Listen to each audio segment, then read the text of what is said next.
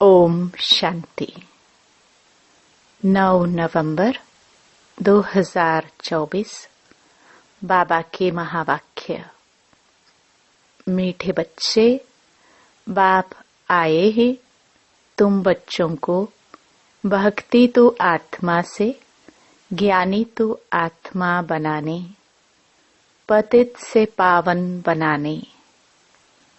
प्रश्न।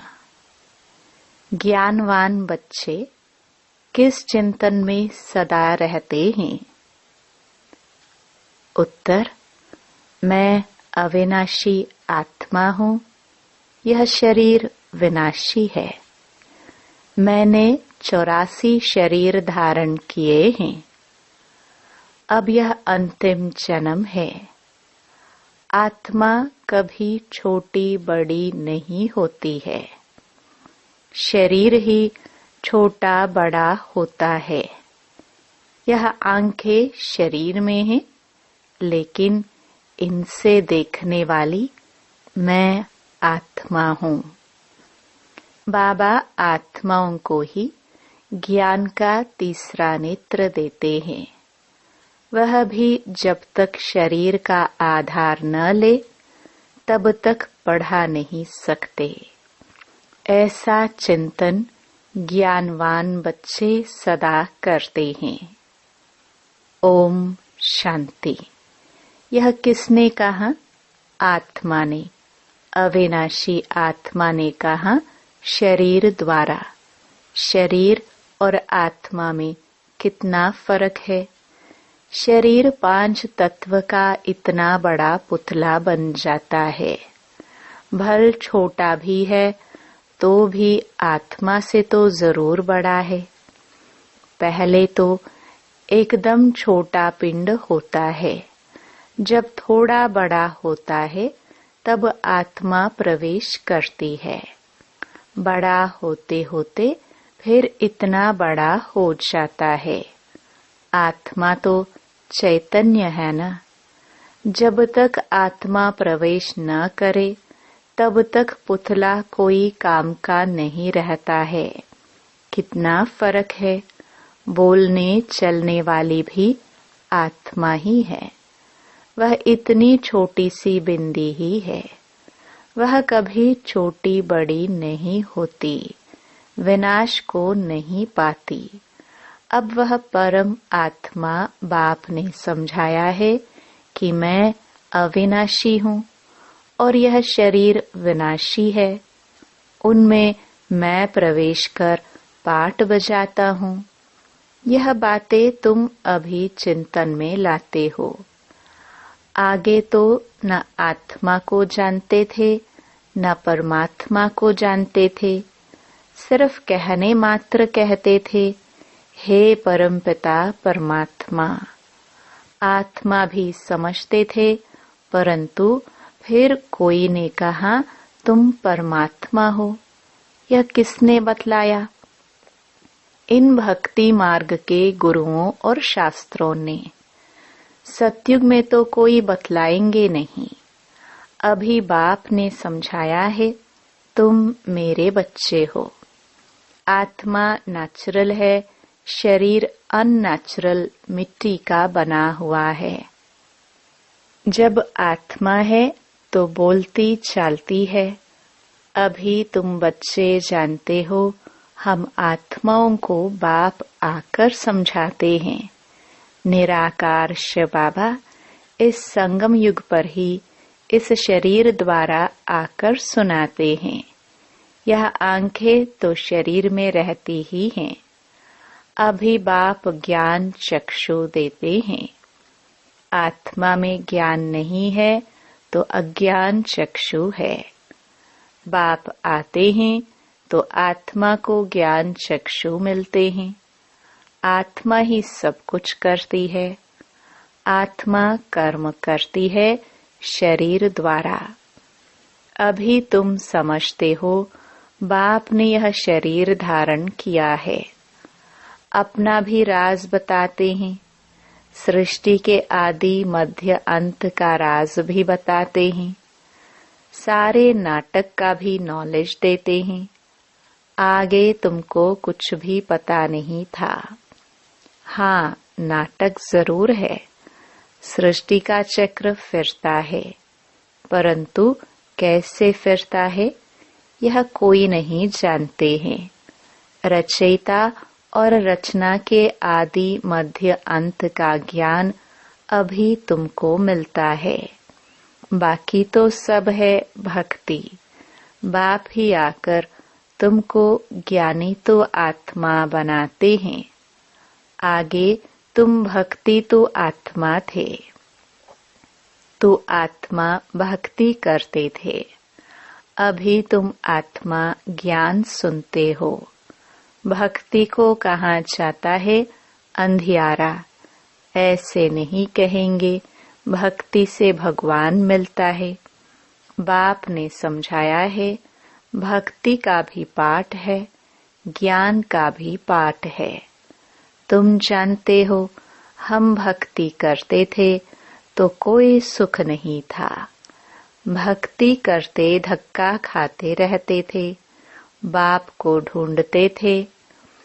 अभी समझते हो यज्ञ तप दान पुण्य आदि जो कुछ करते थे, ढूंढते ढूंढते धक्का खाते खाते तंग हो जाते हैं, तमो प्रधान बन जाते हैं।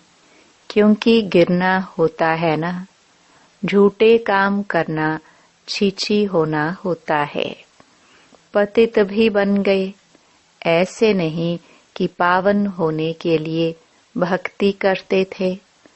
भगवान से पावन बनने बगैर हम पावन दुनिया में जा नहीं सकेंगे।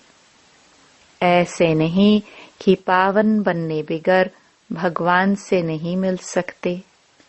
भगवान को तो कहते हैं आकर पावन बनाओ।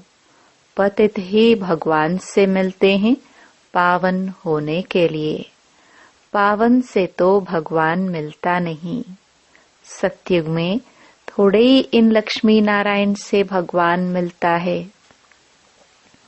भगवान आकर के तुम पतितों को पावन बनाते हैं और तुम यह शरीर छोड़ देते हो।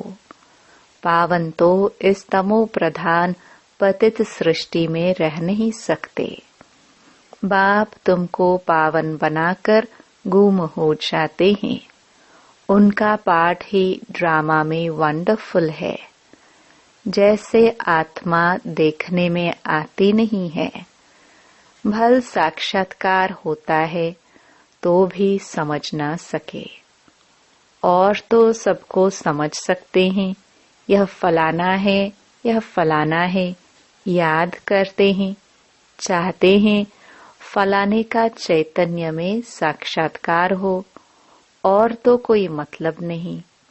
अच्छा, चैतन्य में देखते हो फिर क्या? साक्षात्कार हुआ फिर तो गुम हो जाएगा। अल्पकाल क्षण भंगुर सुख की आश पूरी होगी। उसको कहा जाएगा अल्पकाल क्षण भंगुर सुख। साक्षात्कार की चाहना थी, वह मिला। बस यहाँ तो मूल बात है पतित से पावन बनने की। पावन बनेंगे तो देवता बन जाएंगे, अर्थात स्वर्ग में चले जाएंगे।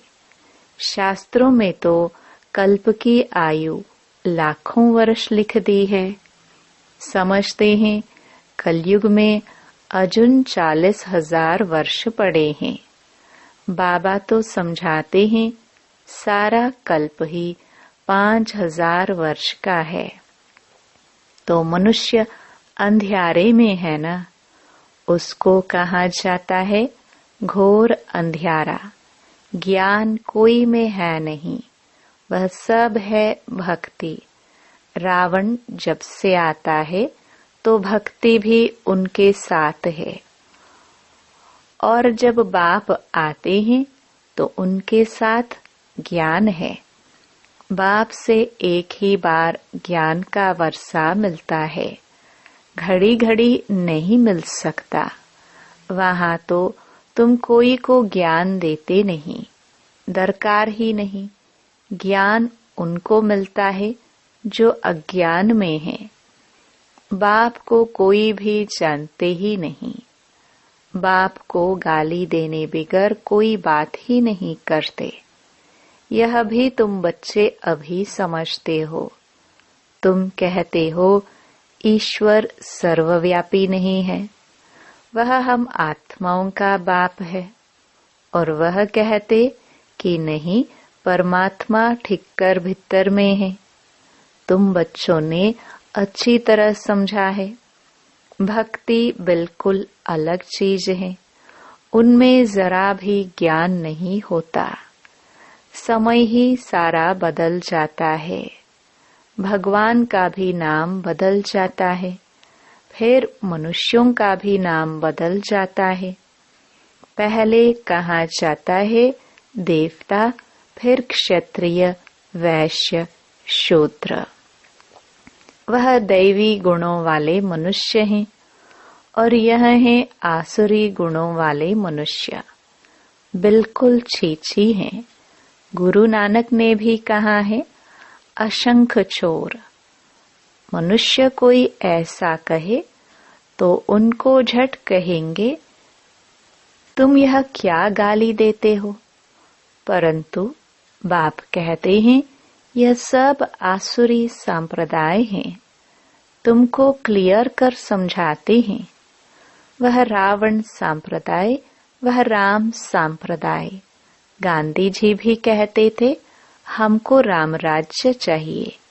राम राज्य में सब निर्विकारी हैं, रावण राज्य में है सब विकारी। इनका नाम ही है वेश्यालय, रौरव नरक है ना। इस समय के मनुष्य विषय वैतरणी नदी में पड़े हैं। मनुष्य, जानवर आदि सब एक समान है। मनुष्य की कोई भी महिमा नहीं है।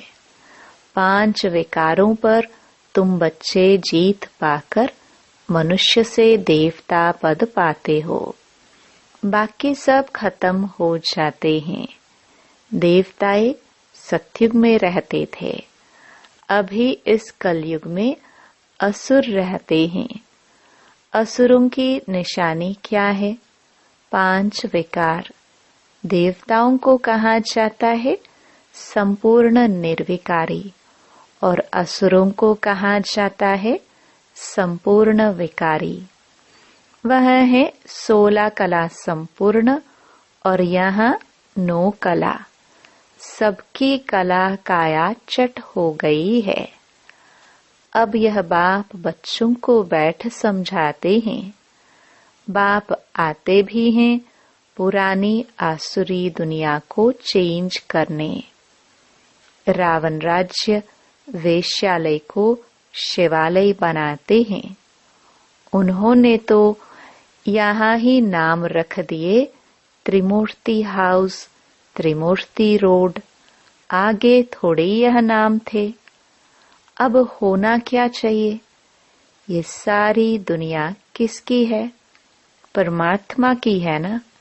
परमात्मा की दुनिया है जो आधा कल्प पवित्र, आधा कल्प अपवित्र रहती है। क्रिएटर तो बाप को कहा जाता है ना, तो उनकी ही यह दुनिया हुई ना। बाप समझाते हैं मैं ही मालिक हूँ। मैं बीज रूप चैतन्य ज्ञान का सागर हूँ। मेरे में सारा ज्ञान है और कोई में नहीं। तुम समझ सकते हो इस सृष्टि चक्र के आदि मध्य अंत का नॉलेज बाप में ही है। बाकी तो सब हैं गपोड़े। मुख्य गपोड़ा बहुत खराब है, जिसके लिए बाप उल्हाना देते हैं। तुम मुझे ठिक्कर भित्तर कुत्ते बिल्ली में समझ बैठे हो। तुम्हारी क्या दुर्दशा हो गई है। नई दुनिया के मनुष्यों और पुरानी दुनिया के मनुष्यों में रात दिन का फर्क है। आधा कल्प से लेकर अपवित्र मनुष्य अपवित्र देवताओं को माथा टेकते हैं। यह भी बच्चों को समझाया है। पहले पहले पूजा होती है शिव बाबा की, जो शिव बाबा ही तुमको पुजारी से पूज्य बनाते हैं। रावण तुमको पूज्य से पुजारी बनाते हैं। फिर बाप ड्रामा प्लान अनुसार तुमको पूज्य बनाते हैं। रावण आदि यह सब नाम तो है ना। दशहरा जब मनाते हैं तो कितने मनुष्यों को बाहर से बुलाते हैं, परंतु अर्थ कुछ नहीं समझते। देवताओं की कितनी निंदा करते हैं। ऐसी बातें तो बिल्कुल है नहीं। जैसे कहते हैं ईश्वर नाम रूप से न्यारा है, अर्थात नहीं है। वैसे यह जो कुछ खेल आदि बनाते हैं वह कुछ भी है नहीं। यह सब है मनुष्यों की बुद्धि। मनुष्य मत को आसुरी मत कहा जाता है। यथा राजा रानी तथा प्रजा सब ऐसे बन जाते हैं। इनको कहा ही जाता है डेविल वर्ल्ड। सब एक दो को गाली देते रहते हैं। तो बाप समझाते हैं, बच्चे जब बैठते हो तो अपने को आत्मा समझ बाप को याद करो। तुम अज्ञान में थे तो परमात्मा को ऊपर में समझते थे। अभी तो जानते हो बाप यहाँ आया हुआ है, तो तुम ऊपर में नहीं समझते हो। तुमने बाप को यहाँ बुलाया है इस तन में। तुम जब अपने अपने सेंटर्स पर बैठते हो तो समझेंगे शिव बाबा मधुबन में इनके तन में हैं। भक्ति मार्ग में तो परमात्मा को ऊपर में मानते थे। हे भगवान, अभी तुम बाप को कहाँ याद करते हो? क्या बैठकर करते हो? तुम जानते हो ब्रह्मा के तन में है तो जरूर यहाँ याद करना पड़ेगा। ऊपर में तो है नहीं, यहाँ आया हुआ है पुरुषोत्तम संगम युग पर। बाप कहते हैं तुमको इतना ऊंच बनाने मैं यहाँ आया हूँ। तुम बच्चे यहाँ याद करेंगे, भक्त ऊपर में याद करेंगे। तुम भल विलायत में होंगे तो भी कहेंगे ब्रह्मा के तन में शिव बाबा है। तन तो जरूर चाहिए ना। कहाँ भी तुम बैठे होंगे तो जरूर यहाँ याद करेंगे।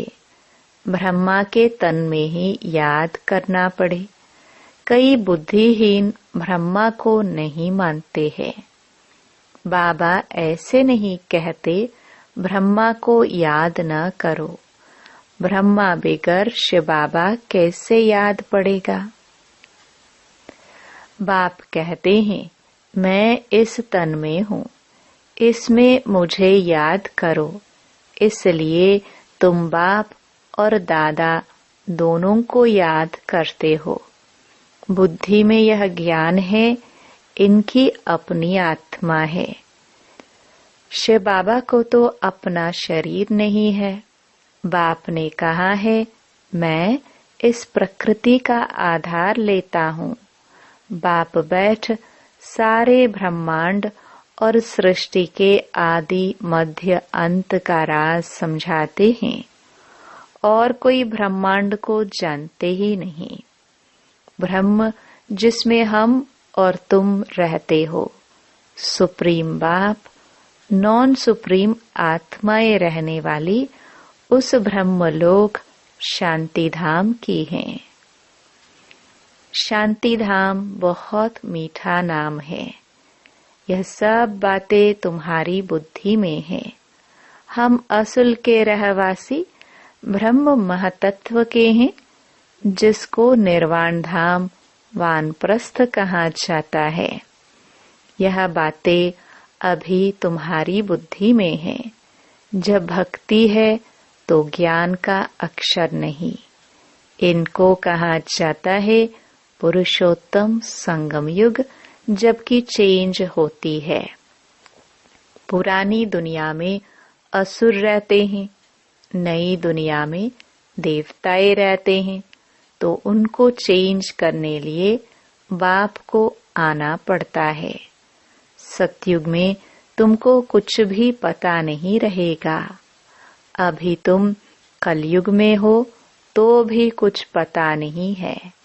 जब नई दुनिया में होंगे तो भी इस पुरानी दुनिया का कुछ पता नहीं होगा। अभी पुरानी दुनिया में हो तो नई का मालूम नहीं है। नई दुनिया कब थी पता नहीं, वह तो लाखों वर्ष कह देते हैं। तुम बच्चे जानते हो, बाप इस संगम युग पर ही कल्प कल्प आते हैं। आकर इस वैरायटी झाड़ का राज समझाते हैं। और यह चक्कर कैसे फिरता है वह भी तुम बच्चों को समझाते हैं।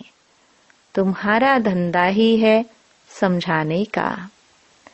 अब एक एक को समझाने से तो बहुत टाइम लग जाए, इसलिए अभी तुम बहुतों को समझाते हो, बहुत समझते हैं। यह मीठी मीठी बातें फिर बहुतों को समझानी है। तुम प्रदर्शनी आदि में समझाते हो ना, अब शिव जयंती पर और भी अच्छी रीति बहुतों को बुलाकर समझाना है। खेल की ड्यूरेशन कितनी है तुम तो एक्यूरेट बताएंगे। यह टॉपिक्स हुई, हम भी यह समझाएंगे। तुमको बाप समझाते हैं ना, जिससे तुम देवता बन जाते हो। जैसे तुम समझकर देवता बनते हो, वैसे औरों को भी बनाते हो। बाप ने हमको यह समझाया है। हम किसकी ग्लानि आदि नहीं करते हैं। हम बतलाते हैं ज्ञान को सद्गति मार्ग कहा जाता है। एक सतगुरु ही है पार करने वाला। ऐसी ऐसी मुख्य पॉइंट्स निकाल कर समझाओ। यह सारा ज्ञान बाप के सिवाय कोई दे नहीं सकता है। अच्छा, मीठे मीठे सिखिलदे बच्चों प्रति माता पिता बाप दादा का याद प्यार और गुड मॉर्निंग। रूहानी बाप की रूहानी बच्चों को नमस्ते। धारणा के लिए मुख्य सार। पहला, पुजारी से पूज्य बनने के लिए संपूर्ण निर्विकारी बनना है। ज्ञानवान बन स्वयं को स्वयं ही चेंज करना है। अल्पकाल सुख के पीछे नहीं जाना है। दूसरा, बाप और दादा दोनों को ही याद करना है। ब्रह्मा बिगर शिव बाबा याद आ नहीं सकता। भक्ति में ऊपर याद किया, अभी ब्रह्मा तन में आया है तो दोनों ही याद आने चाहिए। वरदान, हर कर्म में विजय का अटल निश्चय और नशा रखने वाले अधिकारी आत्मा भव। विजय हमारा जन्म सिद्ध अधिकार है। इस स्मृति से सदा उड़ते चलो।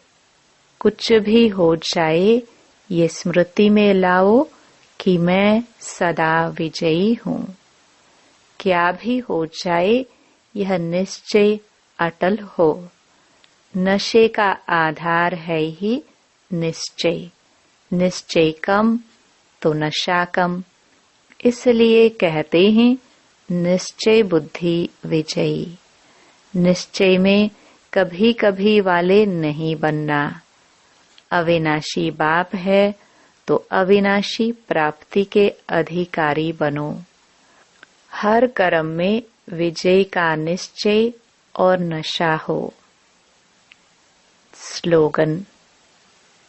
बाप के स्नेह की छत्र छाया के नीचे रहो तो कोई भी विघ्न ठहर नहीं सकता। ओम शांति।